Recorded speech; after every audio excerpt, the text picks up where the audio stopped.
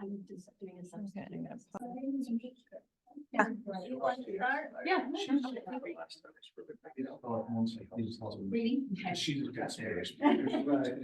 So as long as you can kind of see yourself. Okay.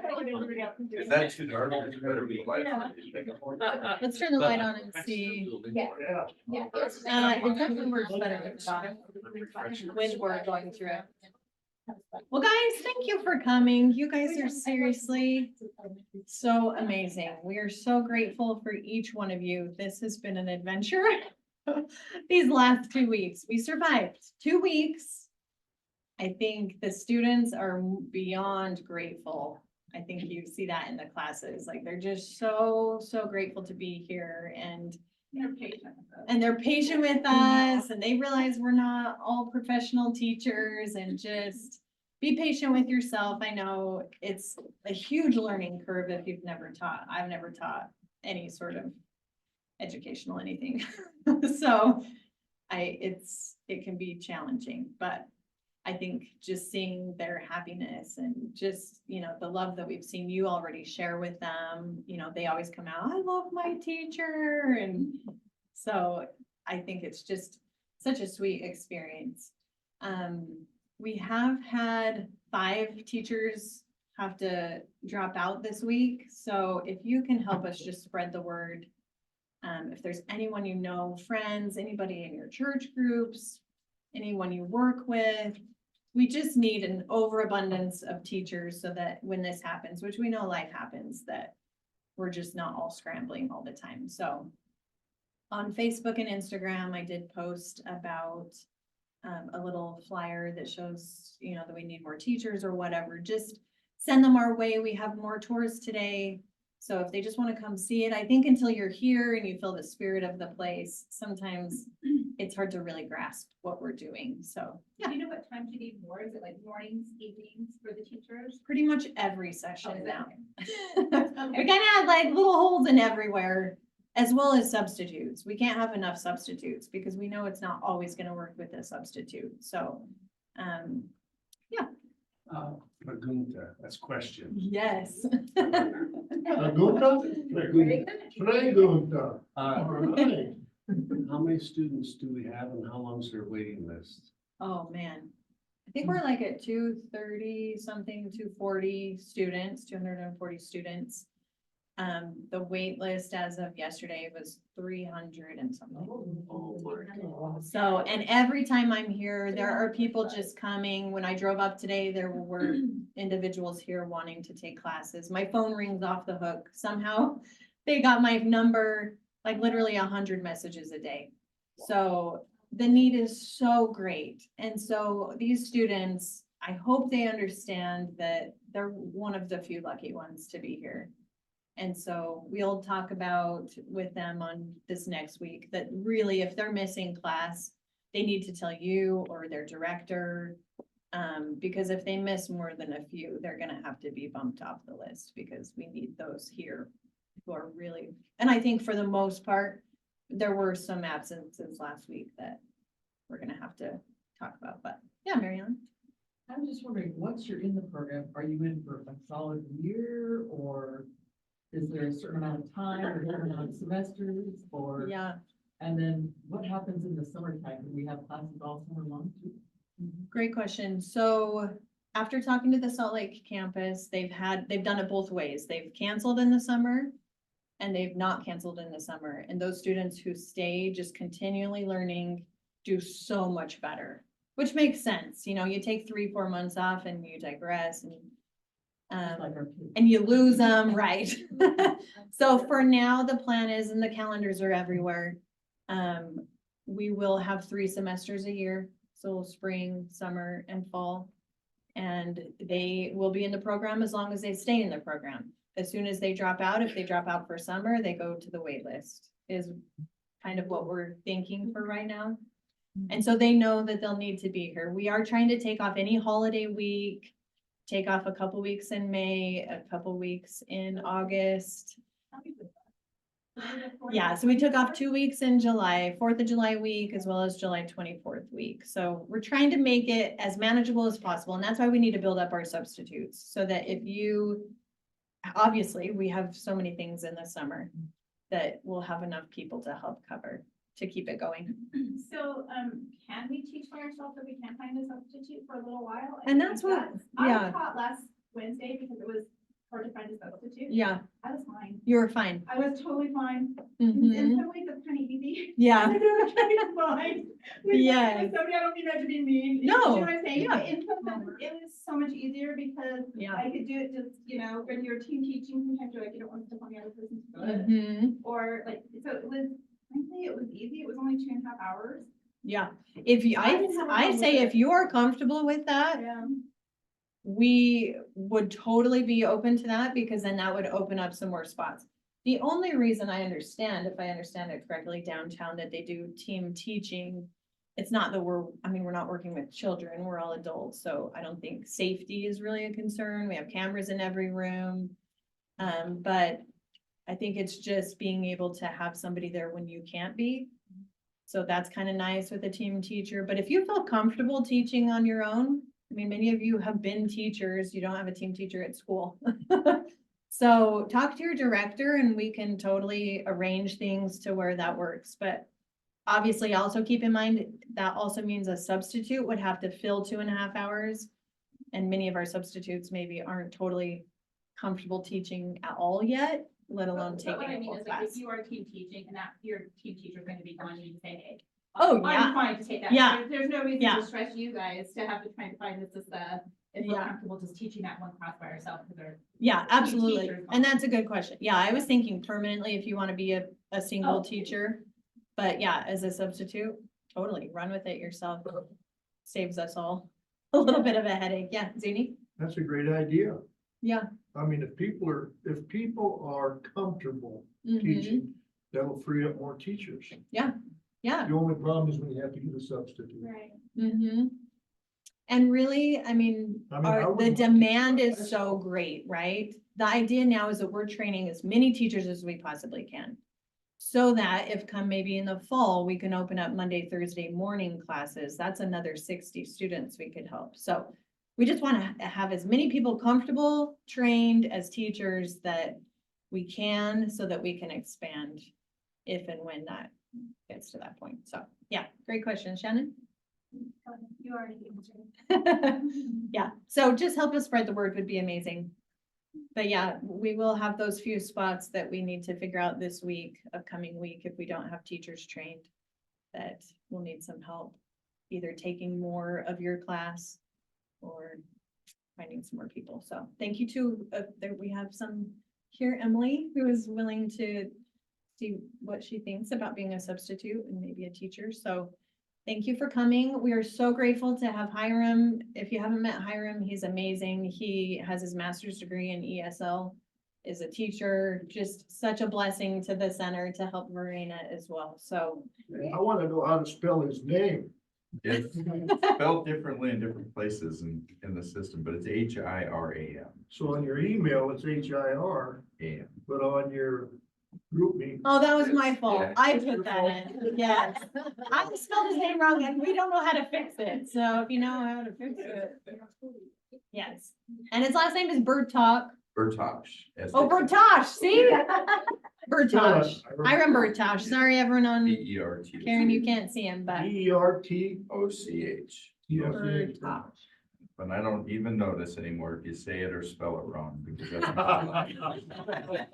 So used to it. Yeah, so grateful, all of you, really. I mean, the Lord has like handpicked all of you and just put you here at this very time with the exact skills that we need. It's just amazing. So thank you, thank you. We appreciate you. So we'll turn, oh yeah. I Shannon? do have a question. So I'm kind of struggling getting a hold of our substitutes for our session. So I didn't know if you have any suggestions for that.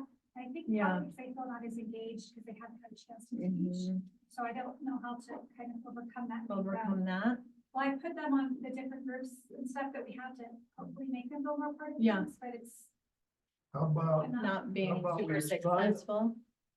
one day with the teacher? Yeah, that's what I was thinking too. Yeah, Assign them with the teacher.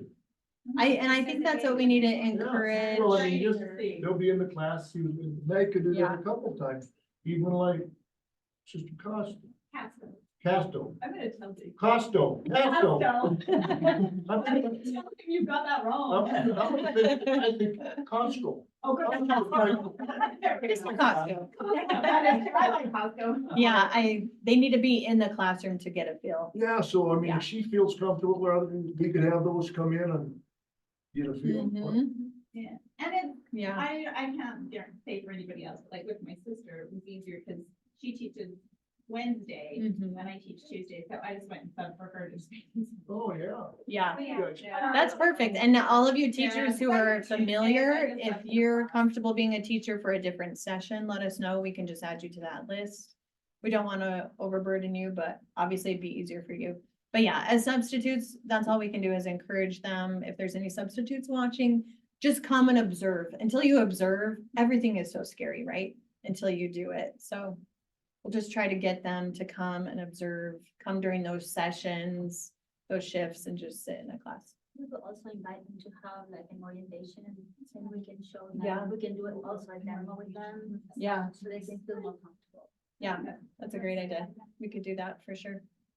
So we are just gonna turn the time over to Verena and Hiram and learn from them. So, Can I take and just as a you second? have questions, oh yeah. Has everybody filled out their paperwork and turned it in? All yeses? Yes. Excellent, thank you. You guys are awesome. Okay. Much paperwork, we don't know if there's. I know, I know what we're signing, really. Okay, so you all know me already. I'm very happy to have Karen to join me. He is amazing. You're amazing. I'm so Alright. happy. I think you're a blessing to me and it's a pleasure to collaborate with you. Brina, do you need to move over to be on the Oh, screen? yes. Oh, yeah. Yeah. Make sure that you're in there. Okay, so we have divided the, this training, in sessions and, Harden will start and then I will continue, then we kind of like one in one and then we'll go that way. So I will turn the time to, Hiram for his, part of the thing. You. Awesome. So I do need to stand over here. Am I on the camera? I can't tell. There we Yep. go. No, you are. And if I'm not talking loud enough, maybe people online can say something. So my name's Hiram and this is a privilege to get to do this. I was asked by my district, I teach in the Georgia School District, and was asked if I would be willing to, because I have a master's in ELL and in instructional design, if I'd be willing to do something very similar for the district. And I said no, because I don't, I don't have the time. And, but, I've got family obligations, church obligations. But when I was asked to do it in this capacity, it was an easy yes. Yeah, I'm not gonna do it for pay. I think this is probably what a lot of you can relate to, but for the blessings, absolutely. This is a privilege to get to be a part of. And I believe that probably most of you feel a similar way. And so as we were talking, we wanted to do whatever we could to make this as easy as possible for all of you. We feel like our responsibility is to facilitate what you're doing so that your life is as easy as possible, because what you're doing is so wonderful and it takes so much time. It does. It takes a lot of time to prepare for the lessons and to come prepared. And anything that we can do to help you is what we want to do. And so, and I'm brand new. I've only been here, I guess 2 weeks now. Because we're all brand new, but I'm newer. But in that short time that I've been here, just with my ears open and listening to some of the feedback that the teachers are offering and students are saying, some of the things that they're commenting on. We, kind of discussed, well, what are some things that we can talk about? And came up with a couple of goals for this meeting that hopefully will address some of the concerns that you all have. And so goals, keep everyone on the same pacing schedule, address lesson pacing struggles that teachers are experiencing, and provide strategies to fill the entire class period with meaningful instruction. the feedback that we're hearing from teachers, some of the feedback, and you can maybe tell us if this is off, but the feedback that we've heard is that sometimes it's hard to fill an entire class period, and that there's a desire to go ahead in lessons because I finished this whole lesson and, you know, and I don't know what to do with the last 40 minutes of class, and so, you know, want to go to the next lesson. And so what can we do as teachers to stay on the same pacing guide that we're all on and still be able to have a meaningful experience that doesn't feel awkward, that, you know, that feels like it is fulfilling to the students and to us as teachers, please. I don't know, Sister Castro. Did you fill your time up? Not the first day, not the first time, the second class, yes, a little bit more. Okay, cause I substituted with a lady last Tuesday. And I mean, she did a wonderful job. Her dad wasn't with her that night, so, and I mean, she had stuff, I mean, it was great. So I don't know if, because I'm one of those ones that, I mean, it took me a while to figure out the difference between accelerate, elevate, and where you got your teaching material. You're not one of those. Yeah. But there is enough stuff there, I think, that if we just go in and prepare a lesson, we'll be kept pretty busy. Thank you. Exactly right. And that you hit something very important, which is that if we come prepared. I want to, before I talk about that, I want to just share a parable. I think we're a religious affiliated organization, and I think we all are familiar with parables and the power of parables. So I was trying to think, how can I illustrate why it's so important that we're all united, that we're all on the same path, that we're all committed to going together in one direction at the same time, on the same pacing guide. So as I thought about that, I kind of started to make up a story, which is the parable of the highly talented construction workers. So a team of highly skilled workers came together to build a building. Okay, and these are individuals with years of experience in construction. All of them are experts at their craft. There's carpenters and electricians and, you know, all of the fields and plumbers and HVAC, and all of them came together with knowing their area of expertise. And as such, they bring a lot that they can offer to the endeavor of building that building. And I think that that relates to all of us. There's a lot of highly trained individuals with you know, years of teaching experience, even if it's just teaching your children or teaching in a church group. But there's many who have experience teaching in school. There's a lot of talent in our group of teachers. So each of these construction workers, as I said, they spent years building their craft, and as such, they know the best way to get the job done. And they can look at each other and see what the other ones are doing, and they can probably point out better ways to do things, right? So for example, in this story, the plumber didn't like where the carpenter placed the walls, so he ignored the carpenter, and you can see the pipes, he put them where he wanted to put them, where he felt like they should go. Instead of working with the carpenter, he put his pipes where he felt like they would be most efficient. Okay, the electrician had recently attended a conference where he learned about the latest advances in energy efficient lighting. Great new lights that don't use very much electricity, and he was super excited to use them. But he didn't tell the architect, and so there's no skylights that would work with those lighting. So you can see in the picture, it's kind of dark. You can see the pipes that the plumber put where he wanted them. The HVAC technician decided to install in-floor heating. If you have that in your home, you know how wonderful that is. Okay, but he didn't tell the plumber. And so they didn't connect the water system to the in-floor heating. And so you can see there's like snow and ice in the picture. And so it just gets worse and worse. Even though you have highly trained, highly skilled professionals, because they're not working together. They all have the best intent, but they're not working together. And so the building turns out to be a disaster, right? Nobody's gonna want to use or rent or live in a building that's built like that. So, and I want to ask, in fact, let me ask this.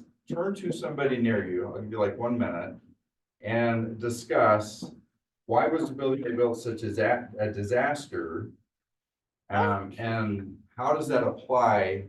How can that apply to us in this endeavor that we're all doing? Take 1 minute and discuss. They didn't stick to the. Oh. He said he didn't say I didn't thought I was doing it, so. It was just five out of state of my pants. And they all thought they knew. I have some materials that are in this cover, some stories.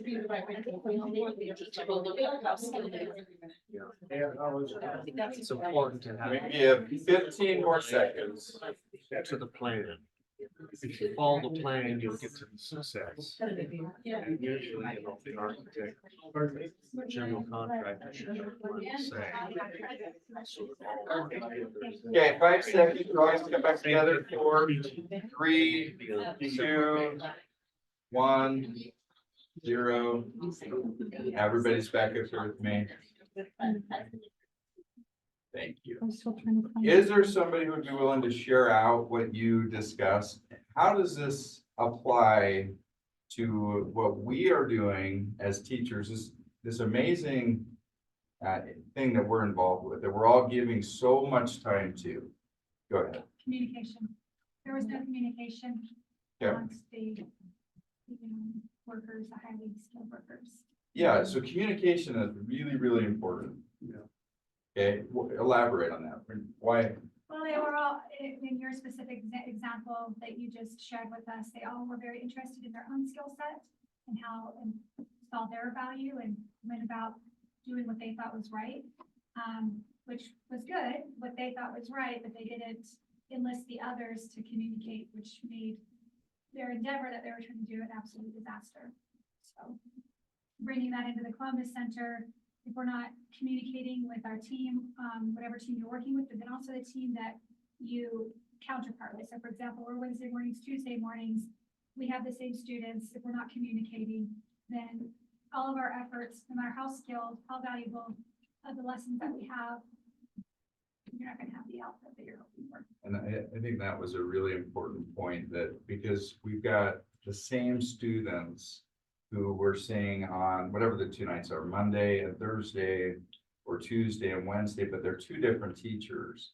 And if we're not communicating, if we're not all on the same page, then those students are gonna get a very, broken up experience. It's not gonna feel like it's the same experience.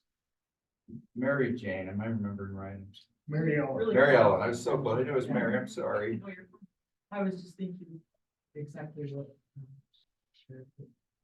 We have an awesome program, but we're unfamiliar with it, and so we just need to work together so that like Tuesdays and Wednesdays are supporting one another. And if we jump ahead or introduce so much other, I mean, it's okay to introduce positive things, like Rena's done some wonderful PowerPoints for us and things like that, but we need to teach what we have first. Yeah, and it's very appropriate to bring in your own personality. It's very appropriate to bring in your own materials as long as they're on the lesson that we're working. There's a lot of different ways.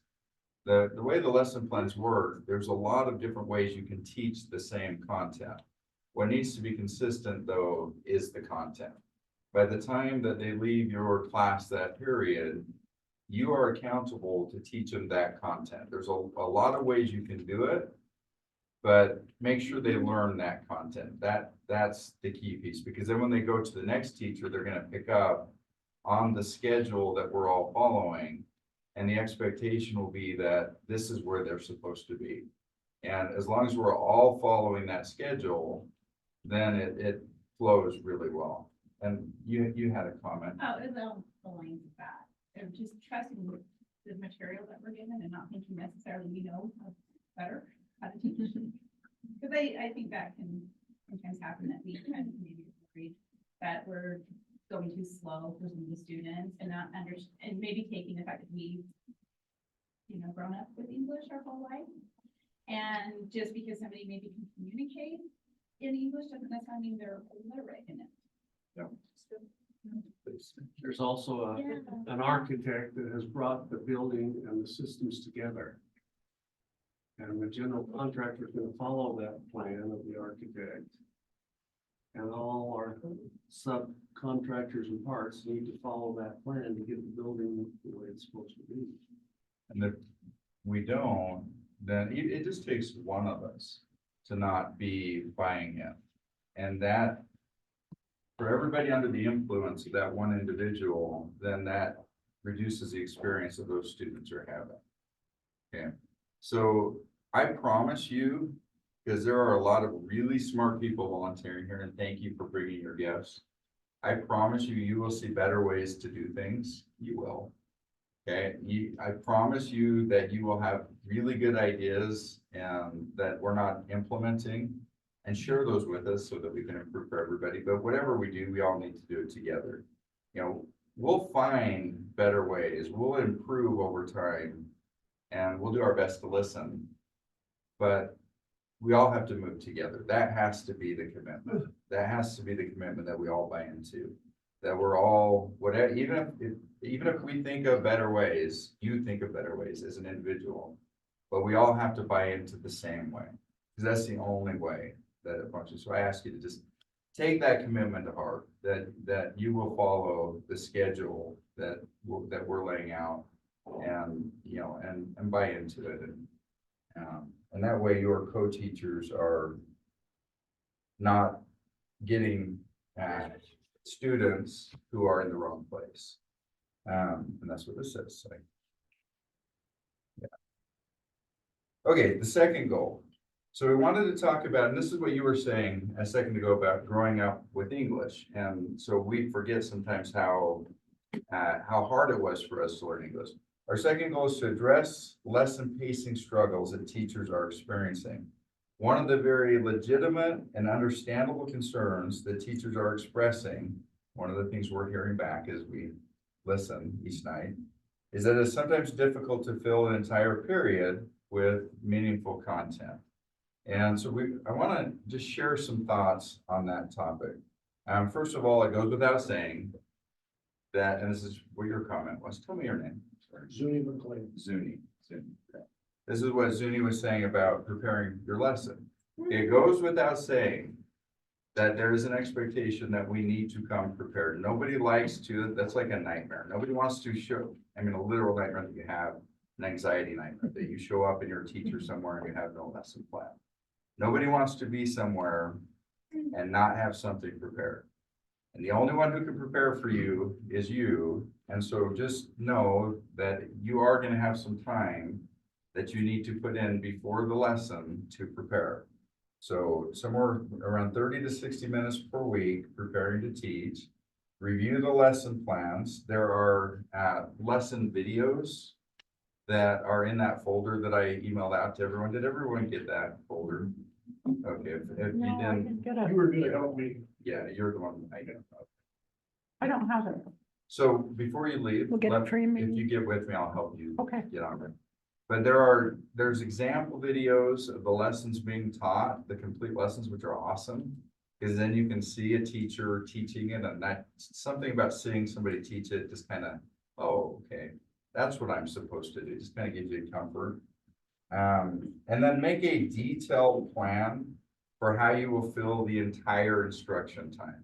So you should have a plan before you come here, that this is what I'm going to do for the first block of time. And this is what I'm going to do for the second block of time. This is what I'm going to do for the third block of time. If you wing it, you're not going to fill the whole time. But if you have a detailed plan, block by block, this is how we're going to fill the time tonight. You're going to have a lot of peace of mind, because you're going to know exactly what you're going to do, and you're going to have activities ready, and assignments and practices, and maybe a game. that you can play, and you're just gonna know you have enough to fill the time. So it goes without saying, you need to adequately prepare. And then I want to talk about wait time. This one is so hard for teachers to learn to give adequate wait time. Because silence is awkward. And as a teacher, it feels 10 times more awkward for the teacher than it does for the students. But you can relate if you've been in a situation where you, like right now, where you're in a lesson and the teacher asks a question. I should have thought of a question I can ask you that's hard. What's your third favorite food? It takes time to process, right? You can't just ask something and then immediately expect people, especially something like, that. It takes time to process. You have to give students time to process. We want to move so quickly, but silence is okay. It's okay to just ask a question and wait. Have you ever been in a lesson where the teacher asks a question and then nobody answers for about a minute? And then somebody finally answers, and then all of a sudden everybody's sharing their thoughts. And it just opens the floodgates because people are just processing. They're thinking, well, how does that relate to me? Or what experiences do I have? And then, and then everybody, after they've had time to process, everybody can hear. So don't rush. And then this is what was your name? Krista. This is what Krista said at the bottom bullet point. Experts in a subject overestimate how much students really understand. We've been learning English since we were born, but we've been learning to read and write since we were in preschool or kindergarten. We have forgotten how hard it was. We don't remember. We just take it for granted. We take it for granted that we can look at a passage and we can see 4 or 5 words or more and have them have meaning all at once and not have to think about what is this letter? What sound does it make and what's its name? Okay, we've already gone through that years ago, but our students, this is new to them for a lot of them. And so to illustrate this, we're going to do a little exercise where we're going to watch this is a kindergarten preschool video. They're teaching the alphabet in Russian. So you're all going to become experts now in the Russian alphabet. This is something very basic, right? This is a kindergarten skill. So it shouldn't take you very long to learn it, right? Okay, so you're gonna watch this video. And then there's an assignment after it, by the way. So make sure you learn the alphabet because you're gonna be accountable for it. Oh. You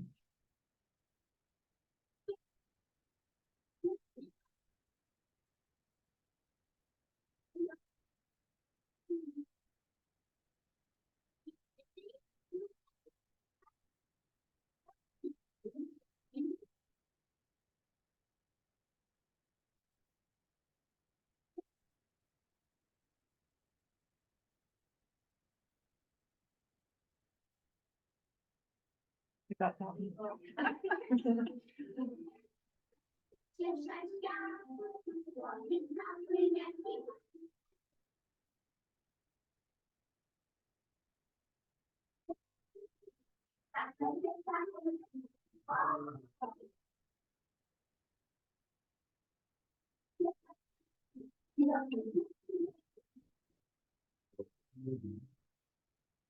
Oh, my.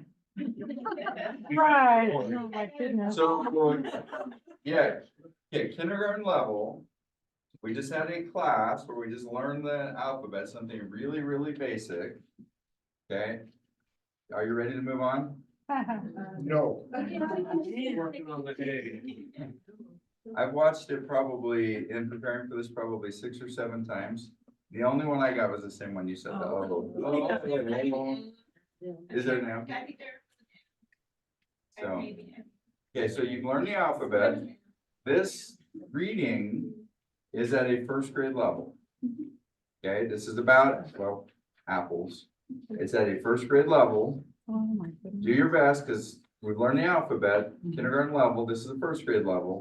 Go ahead and read this passage and answer the questions at the bottom. Go. I love apples. Apples are my favorite fruit. Did you do that in Russian? And Show this.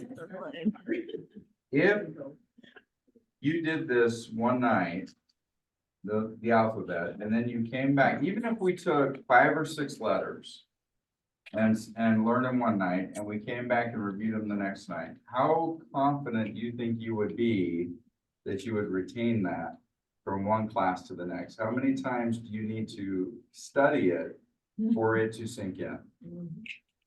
It takes me about 25 times to get a good phrase in a foreign language. Yeah. And I'm not exaggerating very much. Sometimes it's 50. Okay, so teachers, some of us feel like we're going too slow, like this is too easy, and that is because we've been doing it since kindergarten. Okay, but that is not the case for our students. Here's what the students are saying, and I've heard all of these comments and nothing but these comments. I haven't heard complaints from students. Okay, students are saying, thank you for teaching this. This is wonderful. We so much love being here. There was one gal the other night who made sure to stop in and tell us she wouldn't be here this next week after spring break, because she wanted to make sure she didn't lose her spot. And then what I thought was really telling, on Monday night of last week, are there any teachers that are Monday night teachers? So you saw, they gave students the opportunity to move from orange to yellow. How many of them do you think volunteered to do that? There were almost none. And in fact, we had to tell people, well, we think you can do it based on your test scores. We think you can do it. And even then, someone said, no, I can't do it. I want to stay in orange. Okay. They do not feel like they need more. They feel like it's going at the right pace.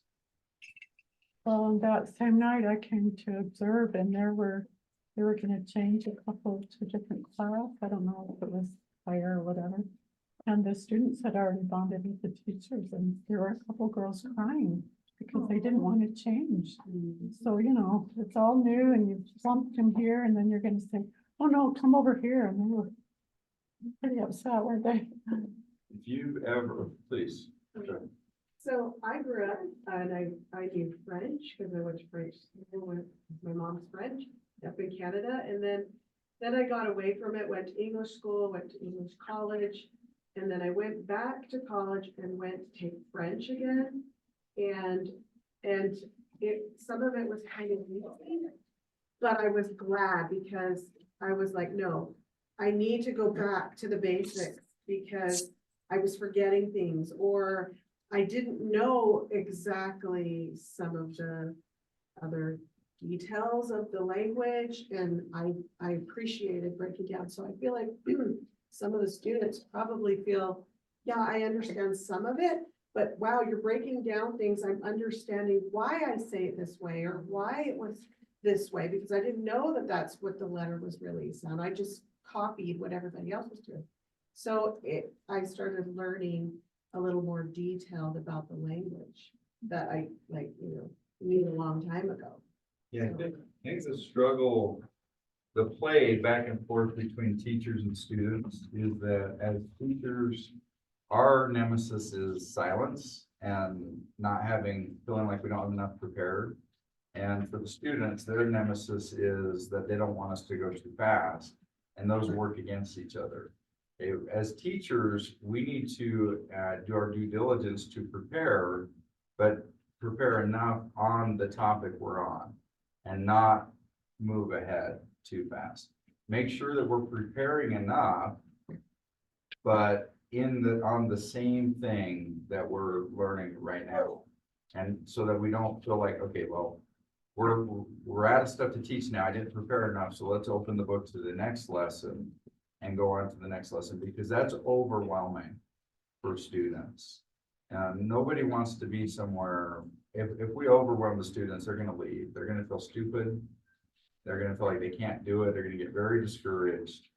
And they're not gonna wanna come anymore, because no one wants to go to a place where they're falling behind, no one wants to feel dumb.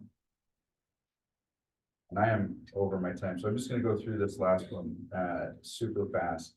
The third goal, provide strategies to fill the entire class period with meaningful instruction. So I'll just say the things that you can do and can't do, okay? Don't go ahead to the next lesson, but do use games, activities, technology, and other resources to practice the skills of the current lesson. Use your creativity.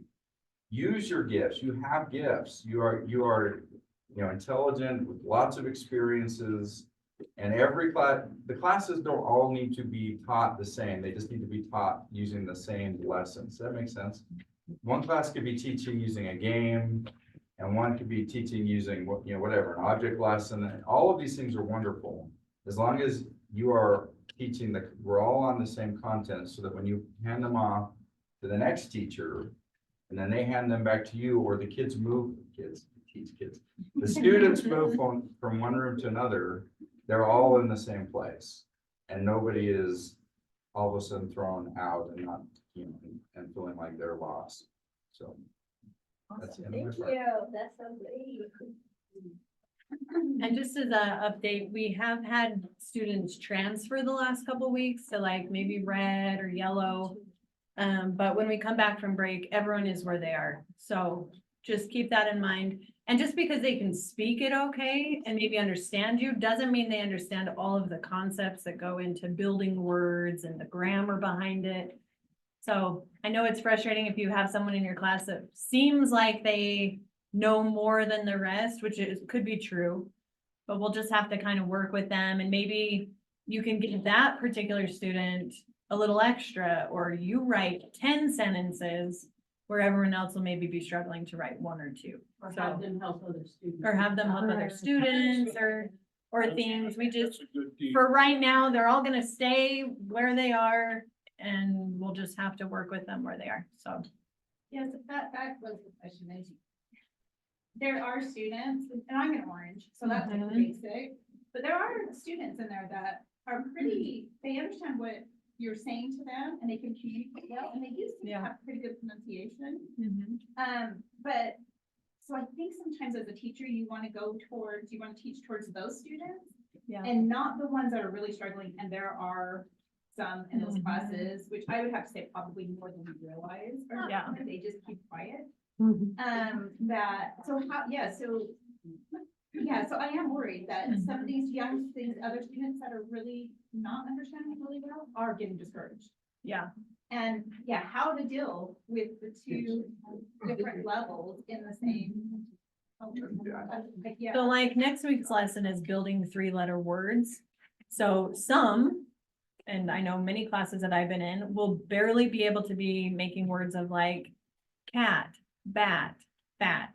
Whereas you might have some where you could say, hey, write down 20 3-letter words or start putting them in a sentence. So you can have them be doing different things along the same lines of what the curriculum still is. Does that make sense? But trying to push those, and you can maybe talk to them after and be like, hey, I know that you're a little maybe ahead of some of these other students. When I give something, you try to just do twice as much, or, to push themselves.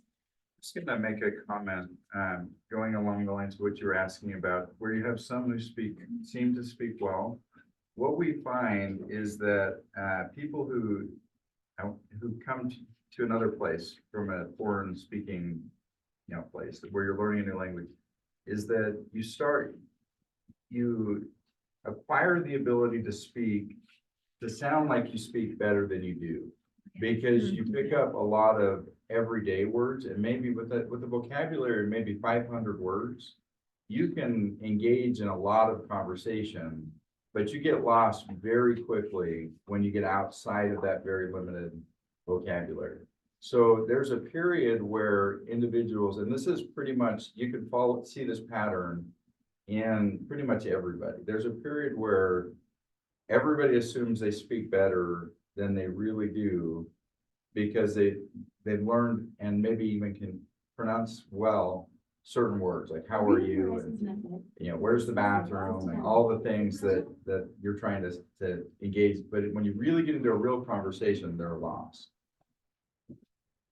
This goes back to the team teacher to a certain extent. If you have slower students. Yeah.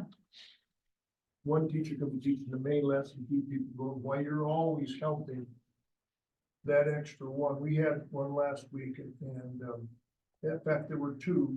And she taught and I just helped them try to catch up faster. You just sat it by their desk and did it.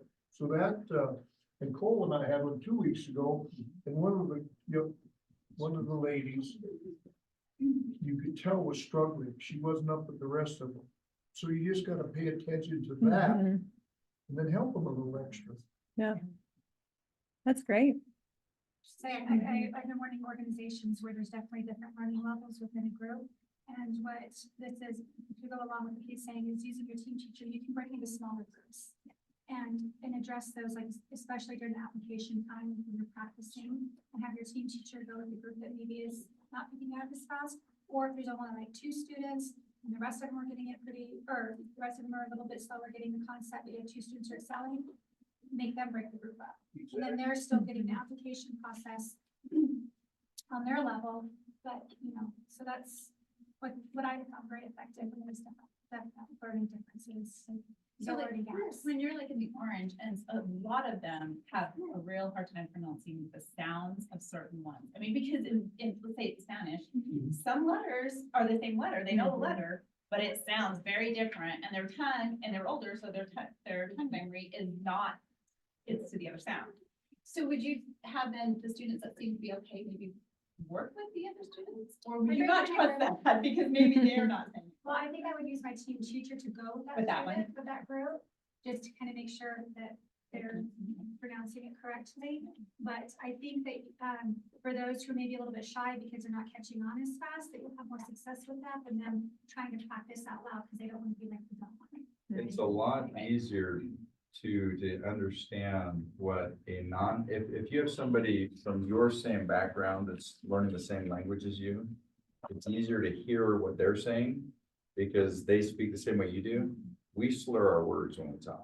If you're a native speaker, all your sounds slur together and it sounds like one long sound. Kind of like the Russian alphabet. Yes. I didn't like there was any That I was able to separation. pronounce them right, I'm like, oh, wow, I need to go back to how to say my. And you might have an activity plan for the group that's struggling to pick things up differently for the group within the group that is not struggling. And so you might have, maybe your co-teacher be with the group that's struggling a little bit more and do a specific activity with them. So they don't feel like it's like. Exactly. That's a great idea. Okay, so I would like to discuss a little, because I know we have new people here. We have the materials, we have hard copies, but then also the online version of them. And I have had feedback that it's impossible to print from the website. And I think it's a copyright. Yeah. Have you had that struggles there? If it just has the name all right over the top of it. It does, so you will be able to look at every page of the lesson on the teacher's manual. However, you will not be able to print. That's why we have the hard copies here. When you go to your classroom, you have this bag and it has the whole set. So each classroom has the full set of Reading Horizons. Thank you. Are they Yeah, just in it's the also- classroom, just sitting in there? Or- They actually, yeah. I know they have the bags is on the is there, so. And they're not gonna leave that room. They're all So labeled like they are all one, labeled, two, like for example, I just stole this bag from classroom 1, not take it back.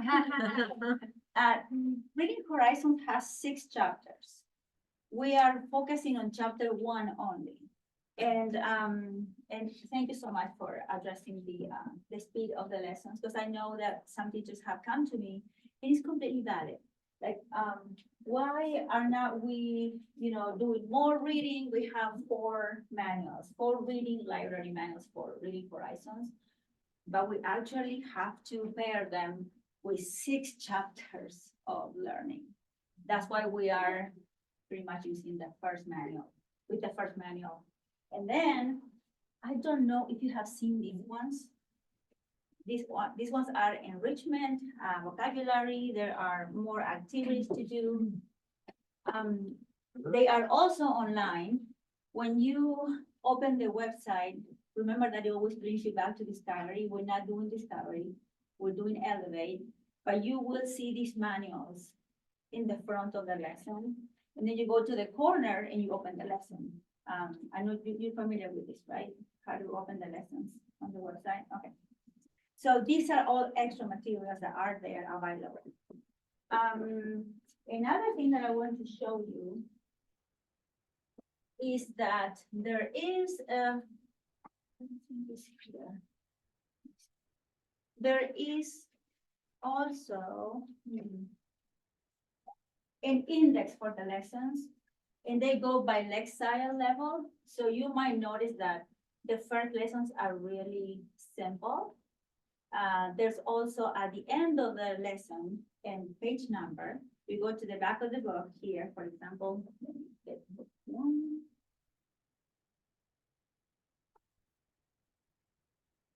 It will show you a comprehension activity that is at the back of the book.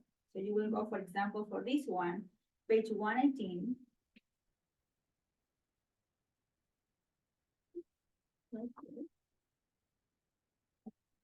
And then they will have to do a multiple choice from the lesson. And I know that some people, I think, your students were able to do it like in 10 minutes, right? For one of these, yeah. So it was pretty quick. So they will do this comprehension here. And then what I've been doing before was an extra comprehension that they need to answer questions and they need to write. So that will kind of force the student to go back to the passage, find the answer and write it down. We also have, and you probably have received already the Google Drive that Hiram was working on. That's an amazing job. And they also have the extra materials that you can use for each lesson. Have you been able to see that? Okay, wonderful. So you can use those. There's also some artificial intelligence used there, to create the specific Lexile level passages that students can also read, and it can also do questions about that. So this is for Reading Horizons. Any questions about these materials? They're all in the classrooms. Each classroom has one set. You can use them and Make copies of it too. make copies. There's also the student's book that it has like I would say like a small version of your lesson, and then the students will see differently than you. It's just like one page double-sided for the student for each lesson. Do the students have the books already? They don't have books, but they can access. We have been doing photocopies until now. Oh, so they're given For the lesson. they're given a hard copy that you guys use. They have a hard copy, they have a manual. Okay, The I'm so students, sorry. So the students have this manual.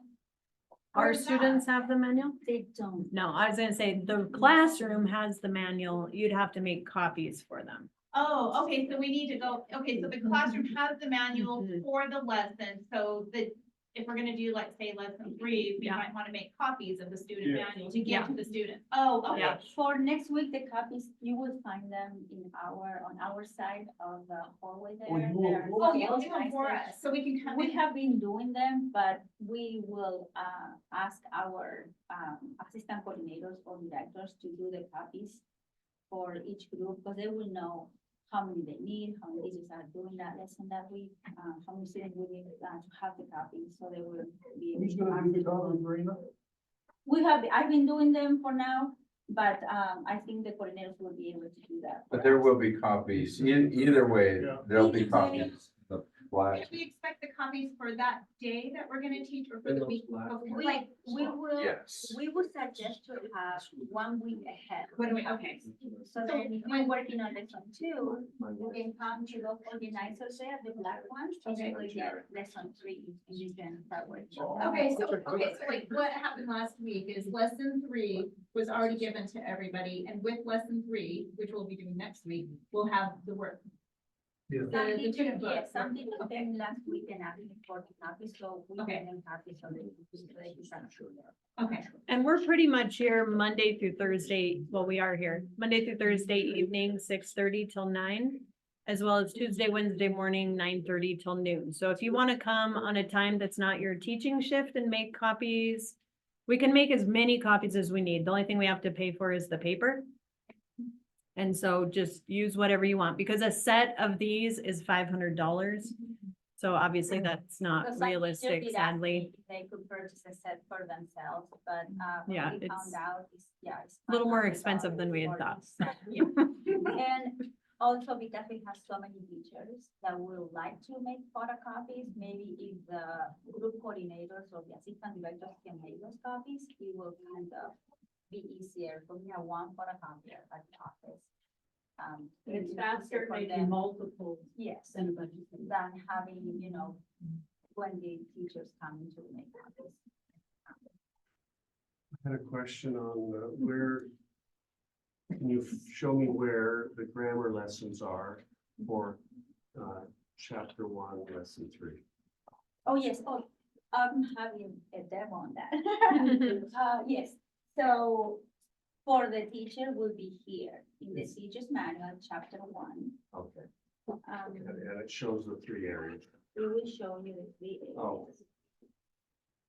Gracias.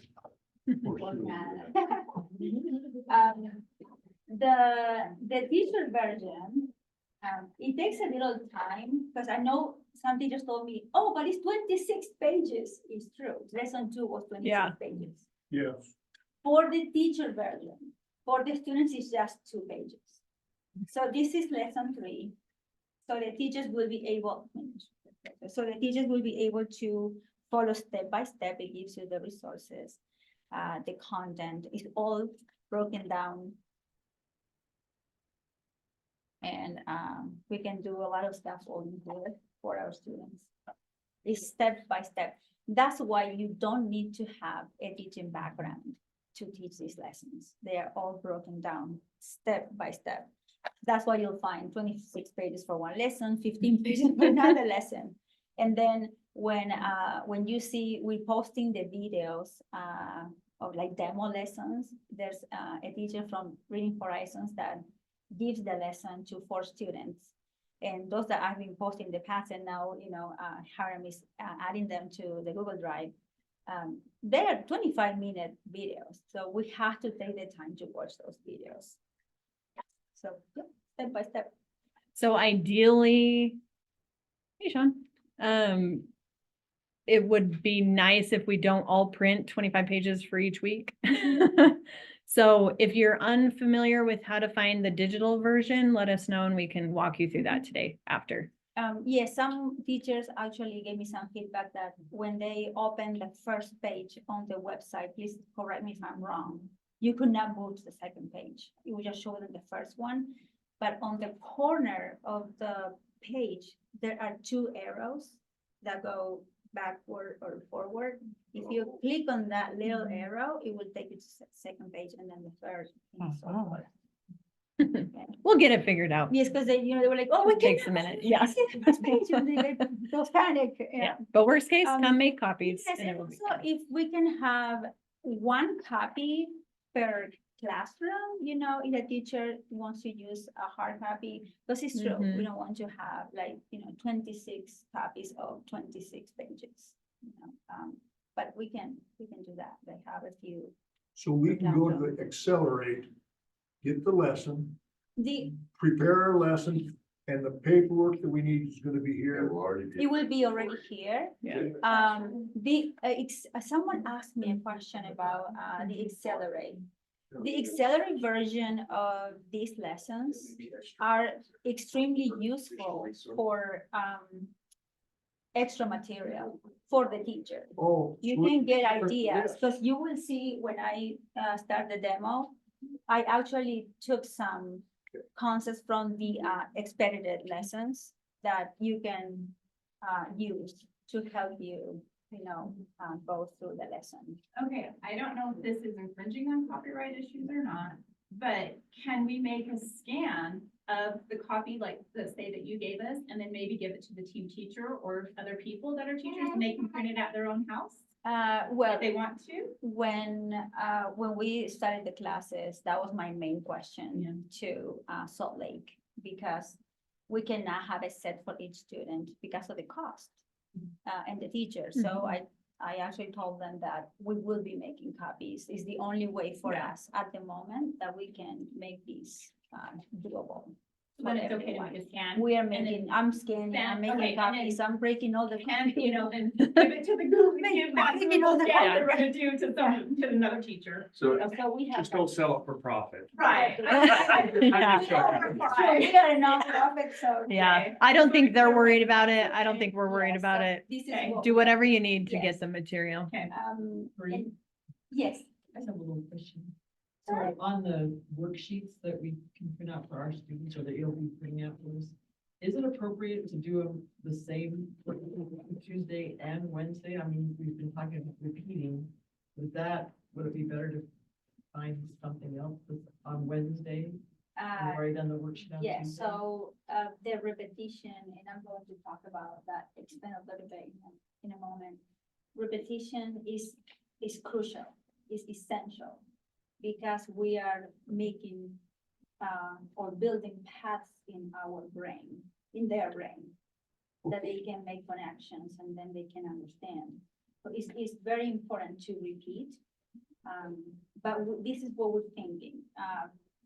Let's say Tuesday morning, lesson, Wednesday morning, review, and all the other extra activities that we can bring into the class. And that's when we really want you to bring your personality into it, your gifts, your talents. I have seen teachers singing, I have seen teachers dancing, and it's amazing. It's very, very engaging.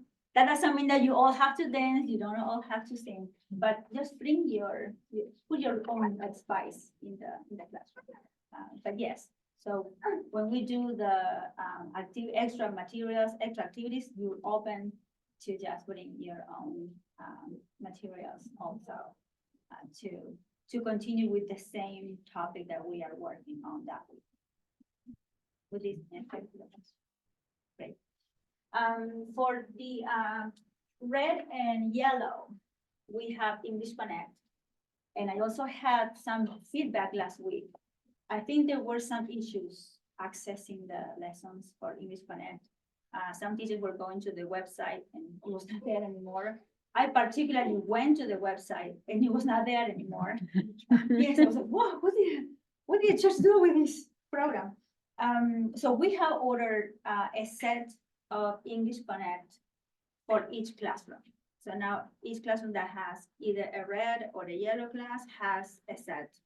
There's the instructor's manual, the learners, and we also have the workbook.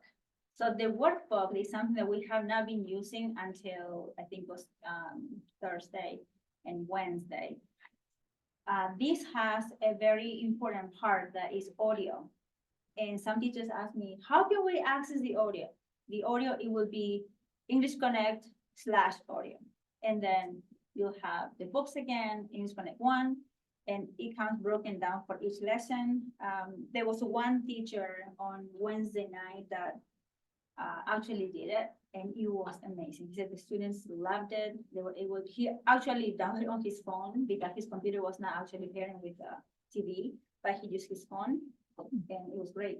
They were able to listen, repeat, fill in the blanks. He really loved it. So this is another extra tool that you can use for the teachers that are teaching English Connect. And it's available, it's in our office. You can make copies. There will be always copies. There's also a digital copy of each lesson in that Google There Drive. is, yes. Oh, great. Awesome. Yeah, perfect. And if you go to, the church, it has it. This is under, I think it's in the, Church Tools, app. Or if you don't have that app, you just go to Google, EnglishConnect.org. And you have all the manuals. Actually, it's 3, Internet 1, 2, and 3. We're working on 1 right now. Do you remember the tab that's underneath the church app? The topic? I think it's education. Was it I think education? it's education. I think it's continuing I think those education are life skills. or life skills. Yeah. But if you don't have, not everyone has the app. So if you don't have the app, just go to Google, EnglishConnect.org, and it will give you the option if you're a learner or an instructor. And then under instructor, you'll go to materials, and then you will see the 3 levels, 1, 2, and 3. You'll go to level 1, and then you'll see all the lessons broken down. Actually, the lessons for teachers are Oh, longer, because it has all the explanations, step by step, what you need to do, how can you can work with them. And then on the side of the page, you can see what the students see. So you have also the students version on the side.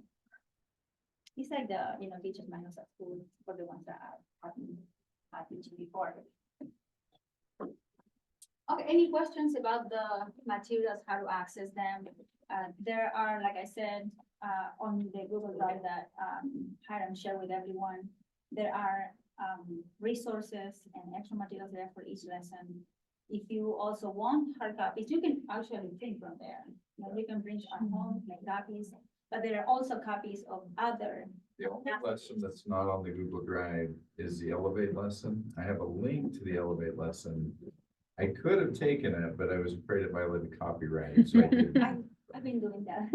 It's like, yeah. Yeah, I Thank think you. it's No, okay. that's great. You can find all your resources there.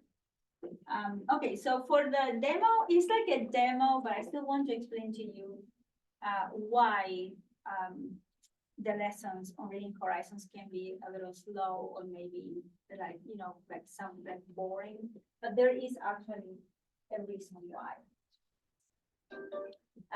So this is going to be chapter 1, lesson 3, where we are going to be this coming week.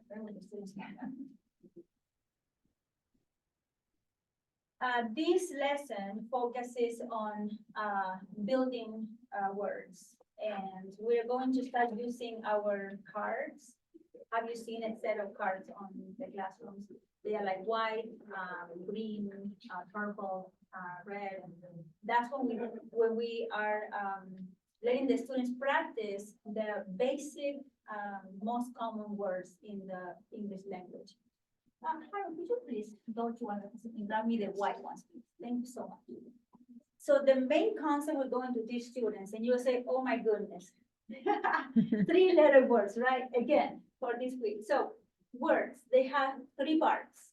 They have a beginning, a middle, and an end. So the pattern would be that you will see is beginning consonant, vowel, and ending consonant.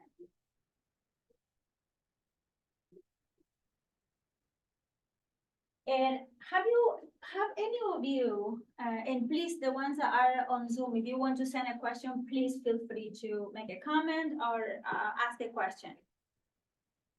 Have you seen this before, this pattern?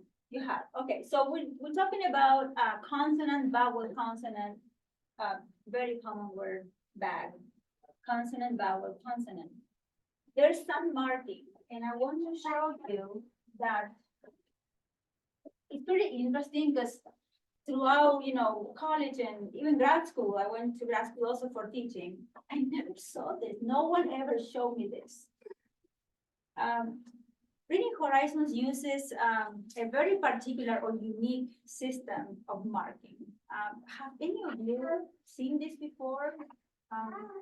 Okay, so what they do with this is to help the student follow a pattern to learn the English language more efficiently.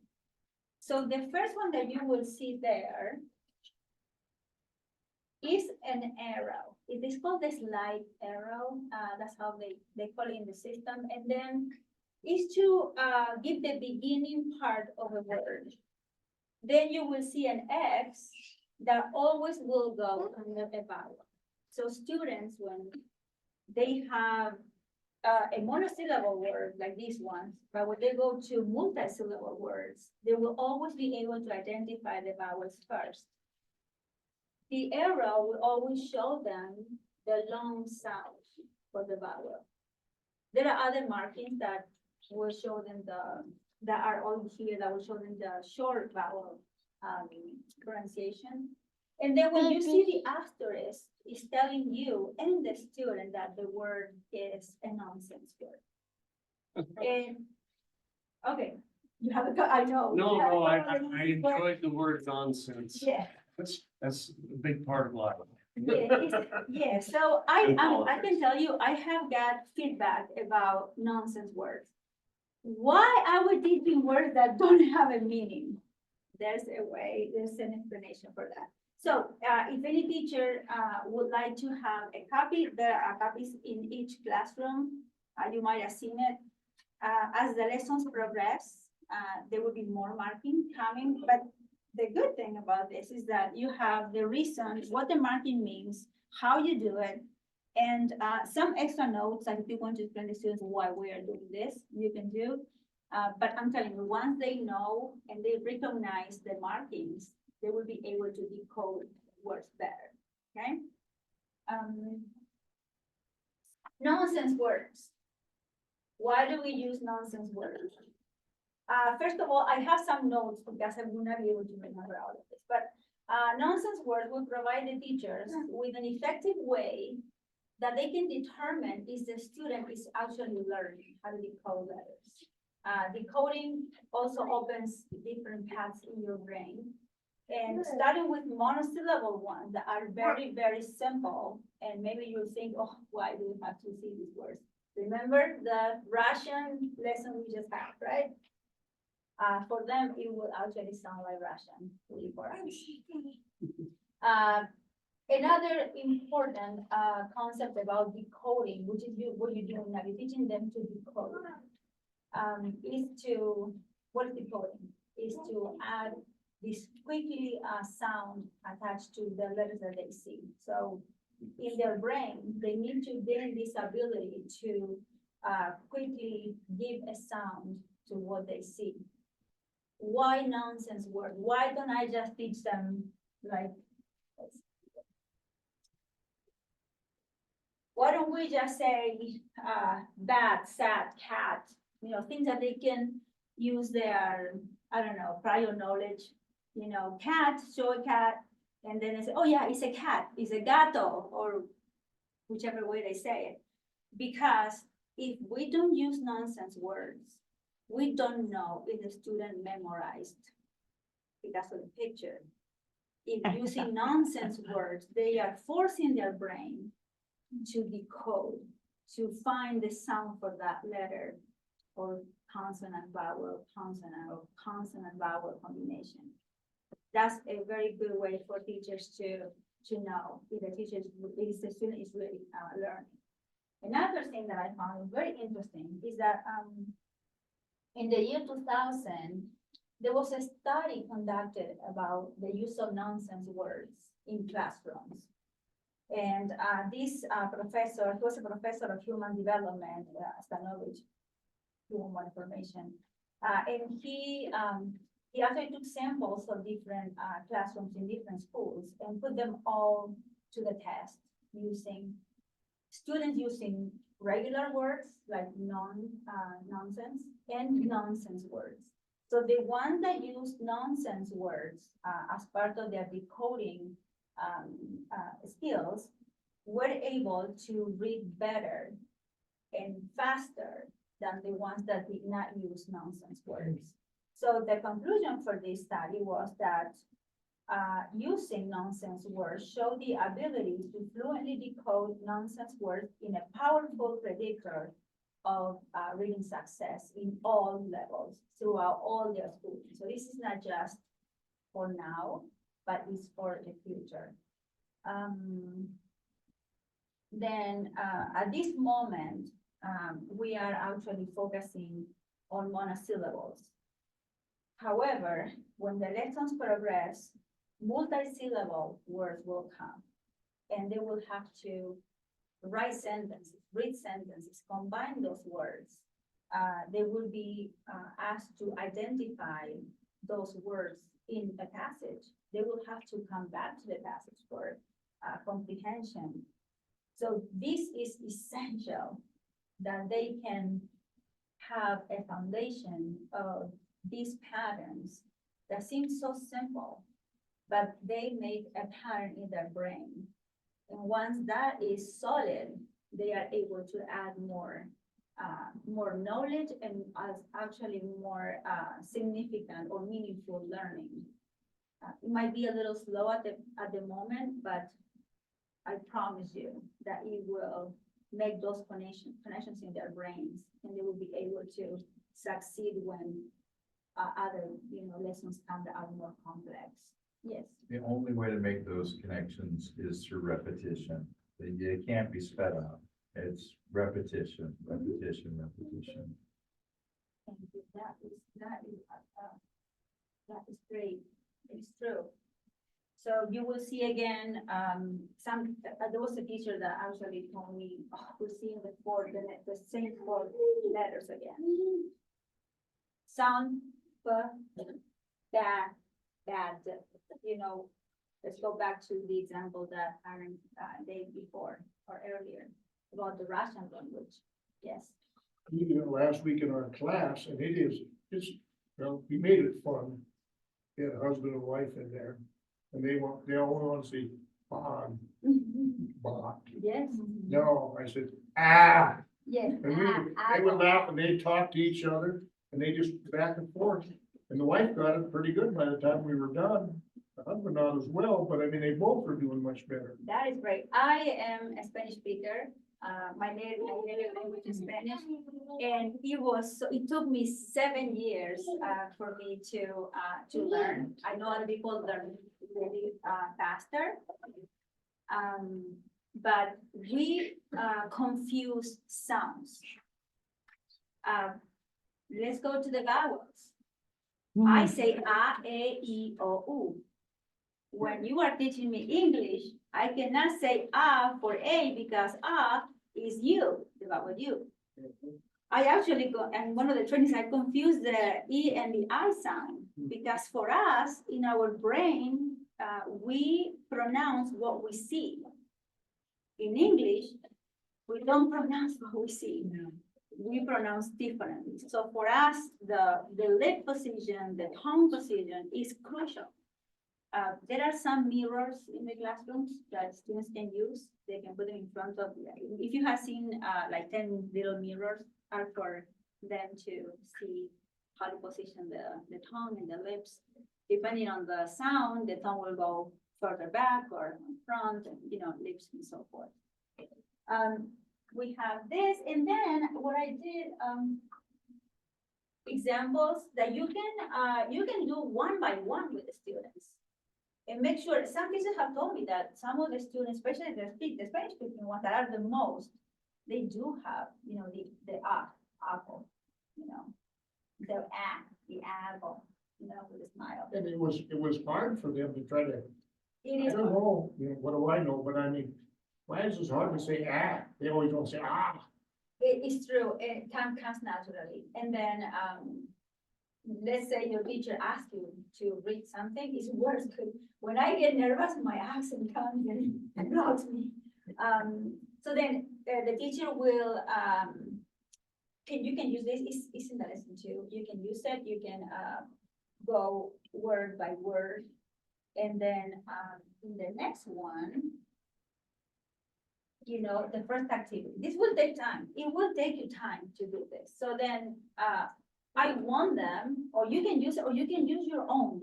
In this, feel free to use another resource that you think it will work. You're free to do that as long as we can work with those basic concepts of consonant, vowel, consonant. A passage, there are two passages. the first one, they have to find the pattern, okay? You tell them, find the consonant, vowel, consonant in the passage. So then they have dry erase boards. You tell them to get them out, and they will write the words that they identify in the passage. So we go to the passage.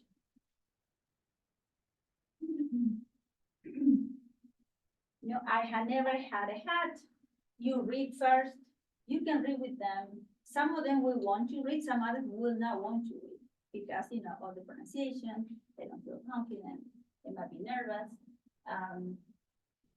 Go sentence by sentence with them and then tell them, find them. Where are they? You know, consonant, vowel, consonant, consonant, vowel, consonant. You know, they have to be here. You can discuss with them, they can read it back to you. You know, like one, how many did you find? You know, I found 5, you know, or 4, 3, you know, you share it with them. After this, you have a second one, okay? They can erase the boards. And the second one is called tap the map. Same pattern, consonant, vowel, consonant. They do the same again, okay? So this is the story. There are 3 different pictures. Lorena? Very simple sentences. Lorena, Yeah. do you, when you learn Spanish, do you learn it consonant, vowel, consonant? No, because I learned I learned British English in Argentina. So in my last year of English, I was transferred to an American school there, and then I was able to do that. But I was taught by a teacher from England, but well, that's another story. Yeah, she was very, very stern. And they had a different method. When I came to Columbus, I had no idea how to use English Connect or Reading Horizons, because in Boston we used other methods and other programs, and I was familiar with those. And I was really happy and excited to learn this one because I had never heard of it before, but I know it is effective. And it works, it really works. They will do the same activity. They will find the words, they will write them down, and they will solidify those patterns in the brain, okay, that we are teaching them. Once they have done this, here comes for the teacher. This lesson introduces dictation. We're going to dictate a list of words that I have already made the copies for teachers. They will be on our side. The teacher will dictate I have 20, you don't have to do 20. See how time goes, you know, see, I think 20 is pretty much, they will be able to write them. And here you will know if they learned. This is how you will know. You will pronounce the word for them. I don't know if I'm assuming that because of what I've seen, they will be able to understand if you put the word, the idea is to put the word in a sentence, in a simple sentence for them. However, I went a little tricky on number 3, number 8, number 11, 16, and 19, they are actually nonsense words. Our next lesson is actually nonsense words. You will be working with them. And these ones will actually tell you if they learn if they learn the sound. So they will be able to write, okay, those words. Like mad, cat, but then they have bab, sass, mass, gat, mag. Those are the ones that you will be able to test and see if they are actually learning the pattern. Any questions that you have? There is a unique way that Reading Horizons teach how to dictate. And I think for the ones that were here with Kristen actually showed us how do they dictate giving the word out and the students give it back to you. So let's say we're going to dictate the word mad. If you think your students will, understand you, they probably will, you can say, maybe a sentence from the passage, that was mad, but the way that they do it for reading for items is like mad, give you the word. And then the student repeat it back to you, mad, very good. So that's the way they do it. And they do it 3 times for each word. So mad, and then mad, and mad. So 3 times, and then they can write it down. Okay. Any questions? Okay, so that's how it actually works.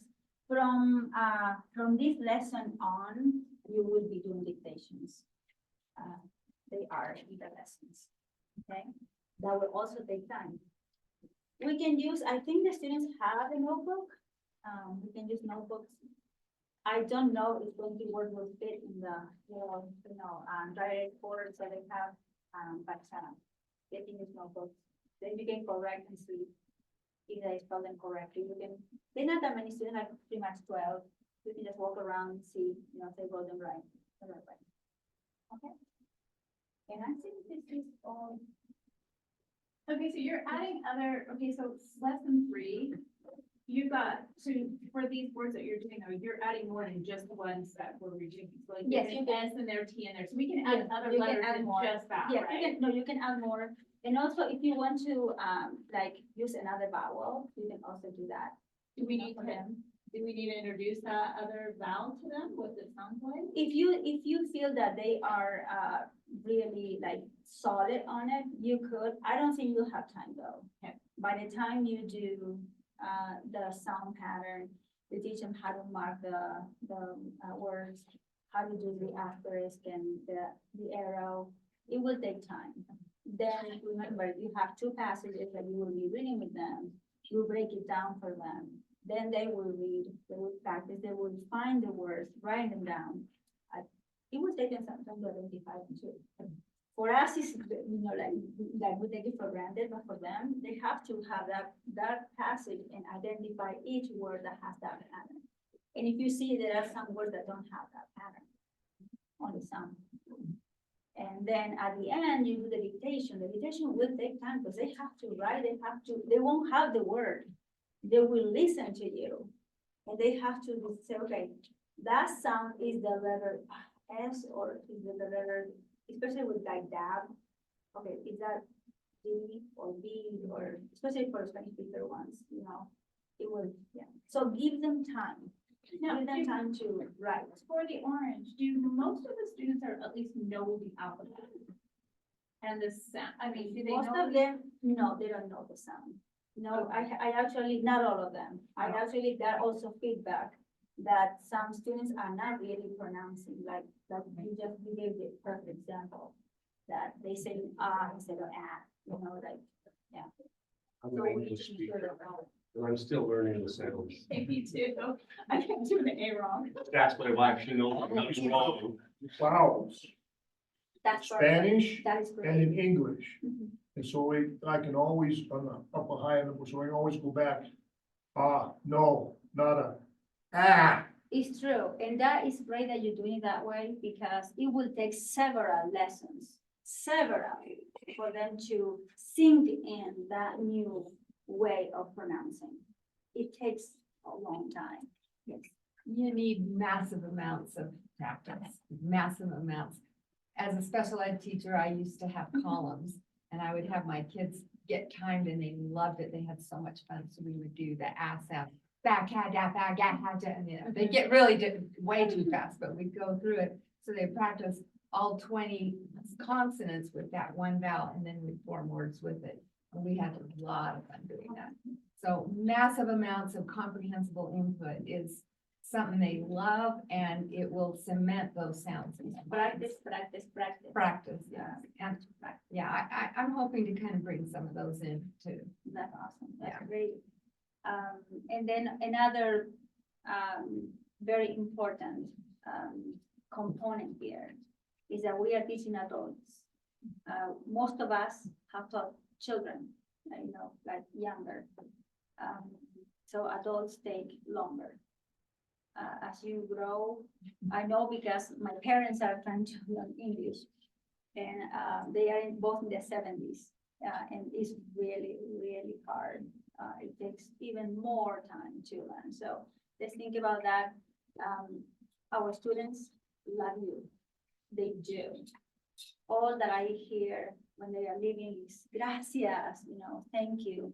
If you have been able to understand or their prayers when they offer the prayer here. We have had students from all religions and they pray in their own way. They have thanked God for these angels, ángeles that are here. So for many of them, you are angels. They really are grateful. So thank you. Thank you for all that you're doing, for your time, your talents, for being here. We are so grateful, and you are changing lives. They will be different people when they live here. And we will be different people. We'll be better because of this. Any questions? We can answer questions now. Google Drive stuff. Yeah, You still want me to wait till? I can show it. We're already way over the time Yes, we passed promised. half an hour more than we said. If anybody wants to see it, you want me to show it and then if you Just wanna know wanna how to leave, find you can it. leave. Okay, we can do that. What are you looking for? What are you trying to find? Resources on Google Drive. Oh, Yeah, It's under, it won't hurt. My feelings at all if you leave, because thank you for. all the Yeah, things. thank you for your. Um, Oh, yeah, that one.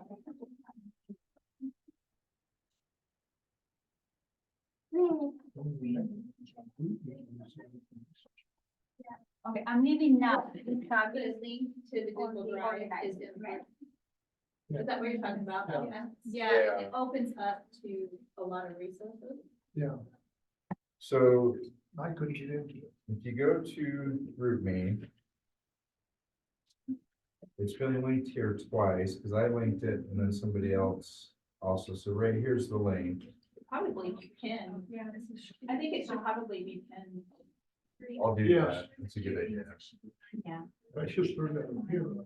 So when you click on that link, it's gonna bring you into this folder. Mine is color coded. Yours I can't make you do that. If you want it, you can, but. So I've got a folder for orange, yellow, and red. These are for each of those classes. There's the teachers list so that you can find subs, and then there's a calendar. So if you, when we're done, I can just, if you wait 5 minutes after, I'll help you make sure. you do Yeah, that. I couldn't do that either. Put a wrong email in for me. I'm gonna show you yellow because it has more resources. It's more built out than orange. But so I've got it out to week 5. I do have orange built out. It's just that there's less. Because you're not teaching the 3 different areas. So you can go to week 3. And there is a curriculum map. So it shows you a breakdown of the schedule. Not that one. These are the training videos you can watch that will show you how to teach the lesson. This is what Verena was talking about, teachers who are teaching it.